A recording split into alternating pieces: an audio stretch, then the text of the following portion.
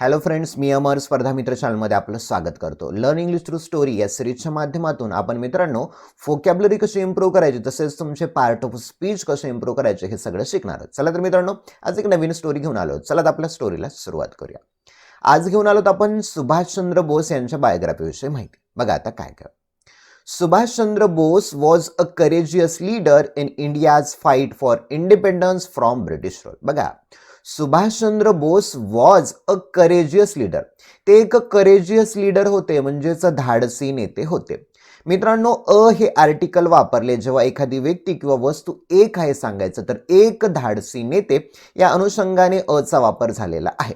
मित्रांनो, आणखी एक रूल येथे बसतो की ॲडजेक्टिव्ह समोर, म्हणजे करेजियस हे ॲडजेक्टिव्ह आहे, विशेषण आहे, त्याच्या समोर कधीही ए किंवा ॲनचा वापर केला जात नाही. परंतु हे किंवा ॲन हे एका व्यक्तीसाठी वापरले, म्हणजे लीडरसाठी वापरले, म्हणून ए किंवा ॲन हे आर्टिकल वापरू शकतो. बघा, सुभाषचंद्र बोस एक धाडसी नेते होते. बघा, केव्हा?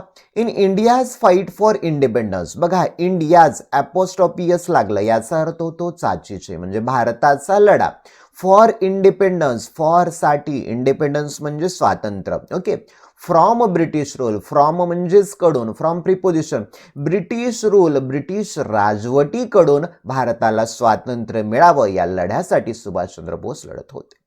Subhash Bose was born to Bengali parents Prabhati Bose and Janakinath Bose on 23rd January 1897 in Cuttack, Odisha in India. बघा, Subhashchandra Bose was born, born म्हणजेच जन्मले, बेंगाली पॅरेंट्स म्हणजे बेंगाली कुटुंबामध्ये. त्यांच्या आईचं नाव प्रभाती बोस आणि वडिलांचं नाव Janakinath Bose on 23rd January 1897.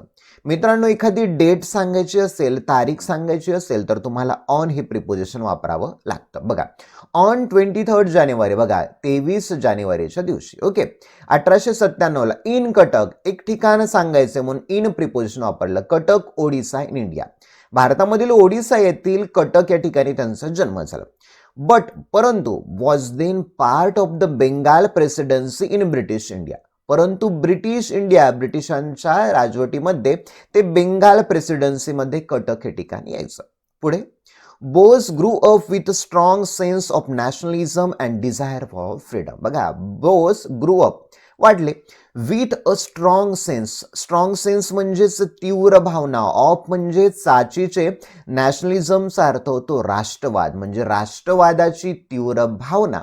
तसेच डिझायर फॉर फ्रीडम, डिझायर म्हणजे तीव्र इच्छा, फॉर म्हणजे साठी, फ्रीडम स्वातंत्र्य, म्हणजे स्वातंत्र्यासाठीची इच्छा, तसेच राष्ट्रवादाची तीव्र भावना या उद्देशाने ते पेटलेले होते. पुढे, he joined the Indian National Congress and work tirelessly for India's freedom. बघा, he joined, simple past tense, he joined the Indian National Congress, त्यांनी इंडियन नॅशनल काँग्रेस जॉईन केली. And work tirelessly. बघा मित्रांनो, सिंपल पास्ट, वर्कचं वेटू, work, tirelessly, टायरलेसलीचा अर्थ होतो अधिक परिश्रम किंवा मेहनत घेऊन. फॉर इंडियाज फ्रीडम, बघा भारताच्या स्वातंत्र्यासाठी ते नॅशनल काँग्रेसमध्ये गेले आणि त्यांनी तिथे अथक परिश्रम केले.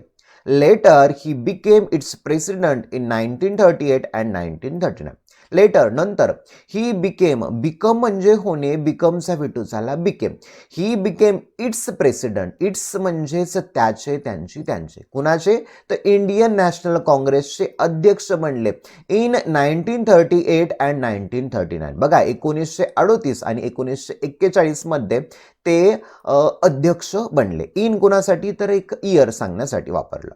पुढे, however, Bose grew frustrated with the Congress' non-violent approach and sought more aggressive methods to overthrow British rule. However, तरी पण बघा, अध्यक्ष बनले तरी पण बोस ग्रू फ्रस्ट्रेटेड, फ्रस्ट्रेट म्हणजे निराश होणे किंवा नैराश वाटणे, तर हे फील टू झालाय. ओके, बोस फ्रस्ट्रेटेड झाले विथ द काँग्रेस, काँग्रेसच्या, ॲपोस्ट्रॉफी एस लागला. ओके, तर काँग्रेसच्या non violent approach, non violent म्हणजे अहिंसक, अप्रोच म्हणजे दृष्टिकोन, काँग्रेसच्या अहिंसक अशा दृष्टिकोनामुळे ते निराश झाले.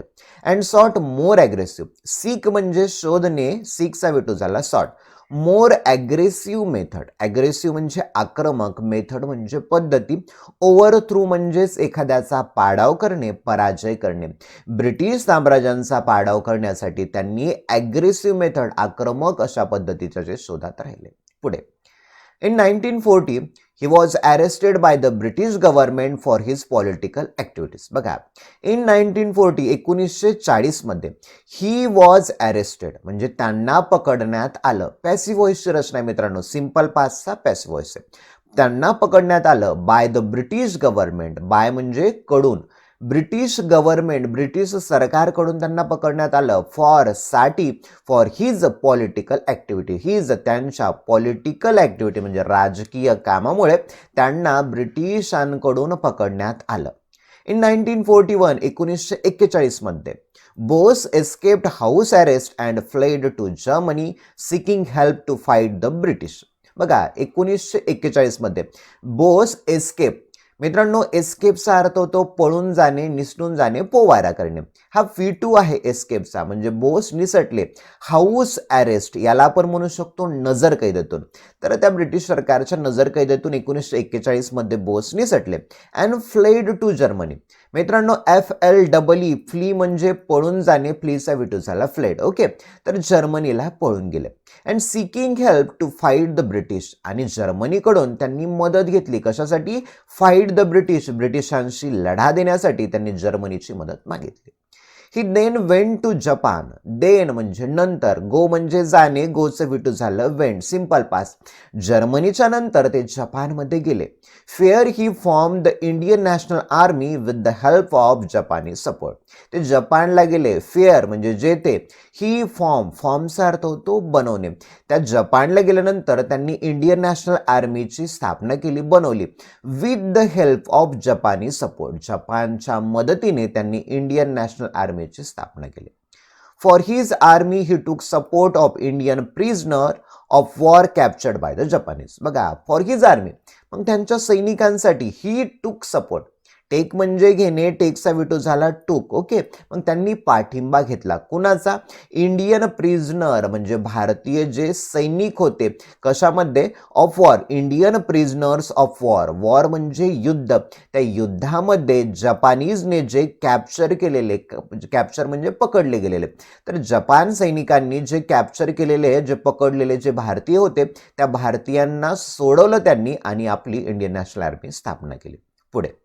Under his leadership, the INA fought alongside Japanese forces against the British in Burma and Southeast Asia. बघा, under his leadership, under अधिपत्याखाली, his leadership त्यांच्या नेतृत्वाखाली, the INA fought alongside. INA fought, बघा, फाईट म्हणजे लढणे, फाईटचा V2 झाला fought. Alongside म्हणजे सोबतीने. With Japanese forces. बघा, अलोंगसाइड जॅपनीज फोर्सेस म्हणजे INA इंडियन नॅशनल आर्मी लढली जपानीजच्या मदतीने ब्रिटिशांच्या विरुद्ध. कोठे? बर्मा आणि साऊथ ईस्ट एशियामध्ये. Bose famous slogan give me blood and I shall give you freedom. Bose यांचा फेमस स्लोगन काय होता? गिव्ह मी ब्लड, मला, तुम मुझे खून दो, मैं तुम्हें आजादी दूंगा. Okay. Bose leadership inspired thousands of Indians to join the INA and fight against the British. Okay. Bose leadership, बोसचं जे नेतृत्व होतं, त्यांनी हजारो भारतीयांना इंडियन नॅशनल आर्मी जॉईन करण्यासाठी इन्स्पायर केलं, प्रेरित केलं. And fight against the British, आणि ब्रिटिशांविरुद्ध लढा देण्यासाठी त्यांना प्रेरित केलं. पुढे. अनफॉर्च्युनेटली म्हणजे दुर्दैवाने, Bose efforts were thwarted when Japan surrendered in 1945. बघा, बोस एफर्ट, बोस यांचे प्रयत्न, थॉर्टेड म्हणजेच हाणून पाडले. ओके, म्हणजे त्यांचे प्रयत्नांचा पाडाव झाला किंवा निष्फळ ठरले. फेन जेव्हा जपान सरेंडर झाला, जपानने शरणागती पत्कारली 1945 मध्ये, तेव्हा त्यांचे प्रयत्न निष्फळ झाले.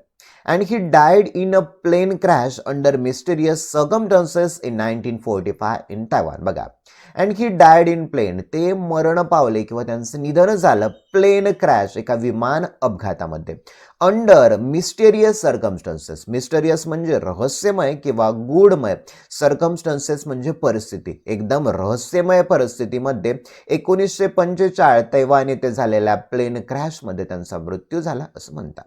However, तरी पण there are still controversies surrounding his demise, with some believing he might have survived and lived in hiding. बघा, however, तरी पण there are still controversies. there are, okay, तेथे आहेत. स्टील म्हणजे अजूनही, कंट्रोवर्सियस म्हणजे मतभेद किंवा वादविवाद. सराउंडिंग हिज डिमाइज, बघा डिमाइज म्हणजे मृत्यू, त्यांचा अंत किंवा निधन. त्यांचं निधन झालं का नाही यावरती खूप सारे कंट्रोवर्सीज, मतभेद अजूनही आहेत. विथ सम बिलिव्हिंग, काही लोकांचा विश्वास आहे, ही माइट हॅव सर्वाइव्ड. मित्रांनो, माइट हॅव म्हणजेच काय तर एखादी गोष्ट असू शकते. He might have survived, might have नंतर तुम्ही फित्री वापरू शकता. ते सर्वाय म्हणजेच काय तर ते जिवंत असू शकतील किंवा लिव्ड इन हायडिंग, एक ते लपून राहिलेले असतील असं लोकांचा विश्वास आहे.